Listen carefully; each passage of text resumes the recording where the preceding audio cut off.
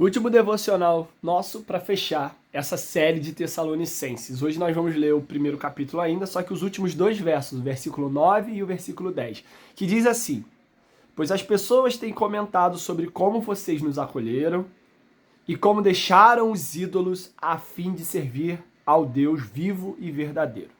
Também comentam como vocês esperam do céu a vinda de Jesus, o Filho de Deus, a quem ele ressuscitou dos mortos e que nos livrará da ira vindoura, ou da ira que está por vir.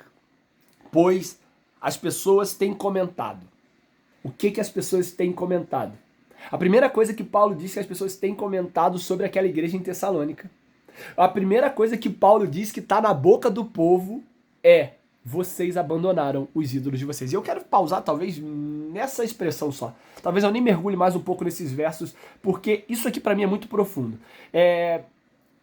Historicamente, quando Roma dominava um lugar, como por exemplo dominou a cidade de Tessalônica, que era uma cidade grega, Roma não impunha, Roma não obrigava aquele povo a largar a sua prática, a mudar a sua vida. Não precisava mudar nada com esse novo reino que estava governando sobre eles. O que Roma falava para eles? Agora vocês só precisam dar o dinheiro, o imposto, e precisam dizer que César é o Senhor, é o supremo líder da parada. É um Deus. Você não precisa acabar com a sua prática. Você não precisa mudar a sua vida. Não precisa. Você só precisa agregar um conjunto de ideias, umas práticas, uns detalhes na sua vida. Bem, assim era o povo tessalônico. Eles entendiam então que o governo de outro não implicava em necessariamente morrer para o que se era, transformar o que se tinha. Era só agregar o que se era proposto. E quando Paulo chega com aquela mensagem do evangelho, e aí é importante eu te dizer nesse devocionário aqui, não sei se de manhã, de tarde você está fazendo, mas nesse dia, de que o reino de Deus não tem essa proposta de Roma. O reino de Deus não vem para nós, o convite de agora ser moldado pelos valores do reino de Deus não é um convite para que você agregue umas coisas na sua vida.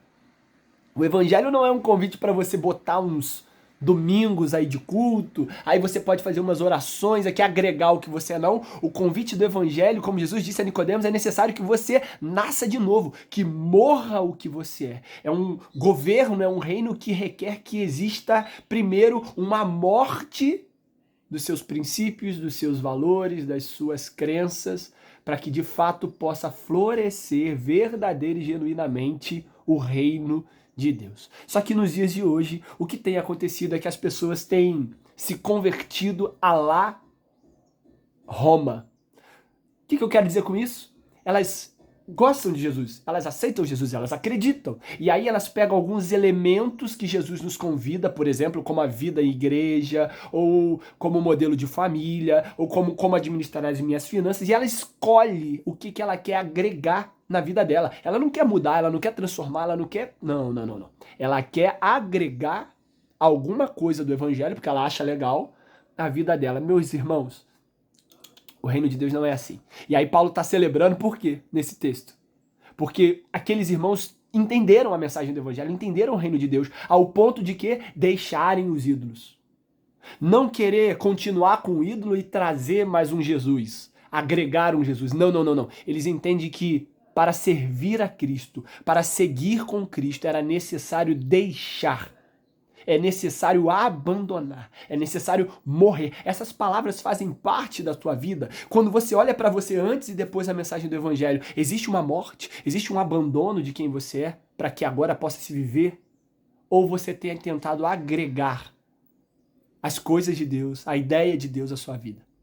Meus irmãos, nesse verso e no último devocional desse primeiro capítulo, é importante a gente perceber que uma igreja genuína, uma igreja louvável que Paulo está celebrando, é uma igreja que morre para si, para então viver a vontade de Deus.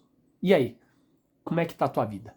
Você tem vivido para Deus, agregando a sua vida, ou seja, vive você e um pouquinho de Deus, ou você morreu para você, deixando seus ídolos, deixando o trono do seu coração vazio para que ele possa vir e reinar sobre a sua vida com tudo?